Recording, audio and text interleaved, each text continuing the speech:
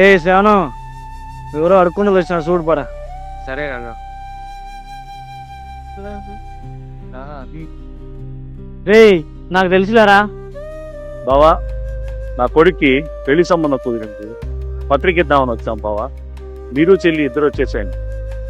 ఎవర్రా మీకు బావా? మీకు మాకు సంబంధం లేదని ఆ రోజు చెప్పినా కదా. ఏం మగం పెట్టుకొని వచ్చారు నా ఇంట్లోకి? ఫస్ట్ దాటండి ఇక్కడ నుంచి. దాటా నువ్వు ఫస్ట్. ఇది కాదు బావ. నువ్వు ఆగు నాన్న. ఏంటయ్యా పెద్ద మనిషి, మా అత్తని ఏ రోజైతే ఇచ్చి కట్టబెట్టామో ఒక్క రోజు కూడా మేము చూసుకోలేకపోతున్నాం మా అత్తని.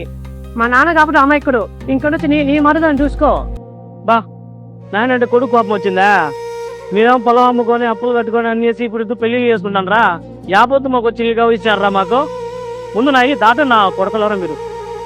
మా చెల్లిని చెప్పమని చెప్పా, నేను వెళ్తాను. మీ చెల్లెరా చెప్పింది ఇల్లు దాటమని. నువ్వు దాట నా ఇల్లు.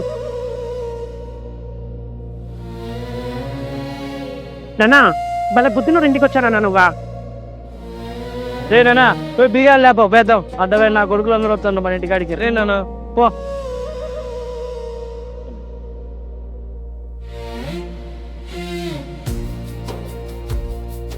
మీ అమ్మేమో చెప్పింది నాయన, నువ్వు వెళ్ళొద్దు, అక్కడికి పోతే వాళ్ళు అవమానిస్తారు, వాళ్ళ మనుషులకు విలువ ఇవ్వరు, డబ్బులకు విలువ ఇస్తారని చెప్పింది. అయినా కూడా నేను చెల్లిని ప్రేమ చంపుకోలేకుండా వచ్చిన.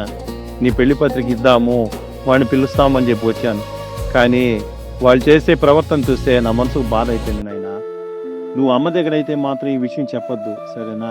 ఏది నాన్న చెప్పండి, నువ్వేమో చెల్లి చెల్లి చెల్లి చెల్లి అంటావు, ఆ పెద్ద మనిషి ఏమో.